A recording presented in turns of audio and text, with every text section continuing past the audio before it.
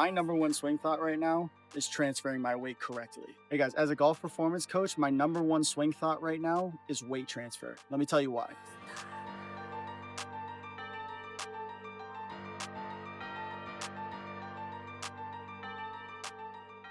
The reason PGA Tour pros swings look so effortless is because they use the ground better than anyone in the game. All power is generated from the ground, and how well we use it dictates how smooth our swing looks. That is what we want to emulate as best as possible. Now, they have the mobility and the power to do it, so fitness definitely plays a role. We can't ignore that. What I really want to do is make sure that my swing thoughts aren't paralyzing me over the golf ball.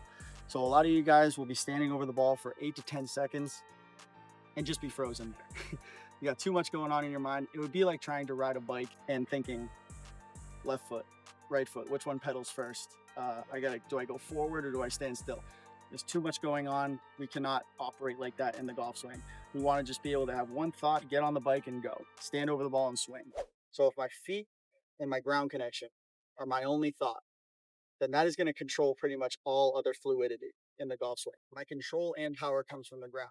If I get this right, if I get ground connection, weight press, weight transfer correct, everything else will not only fall into place, but I'll get better compression and more distance through this golf ball 10 times out of 10. So back to what I was talking about earlier with riding a bike.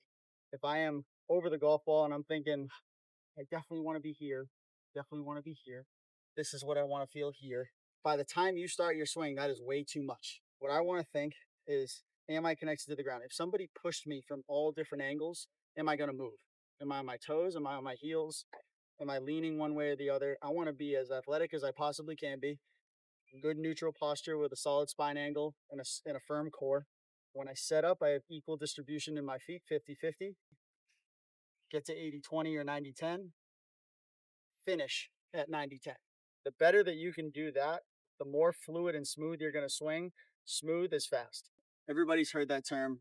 You got to load the backside to get power through the shot. What a lot of people will do is obviously sway away from the golf ball, trying to build power by moving away from it. Anytime that we move away from the golf ball, we're going to need to make up space on the way back. We need to use the ground. It's more of a press.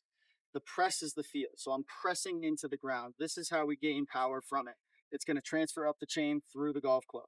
When tour professionals make this swing, they will press into the ground, which will cause my glute to go backwards.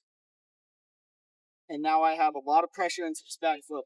My weight distribution at this point is somewhere between 80-20 and 90-10 in that foot. So by the time I get halfway into the backswing, I am at least 80-20 into this back foot. By the time I get here, I'm pretty close to 90-10.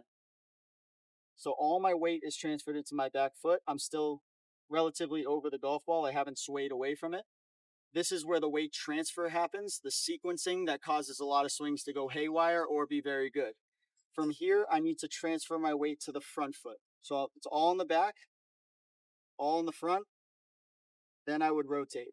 When that happens, my arms and the club will naturally drop instead of turn over the top.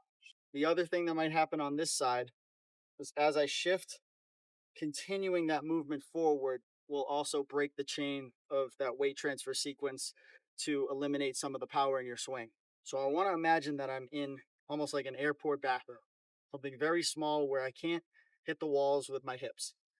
I want to stay in this frame. As I shift my weight to the front side, my glute takes on all the power and rotates away to shallow out the club to get good compression and distance into this golf ball.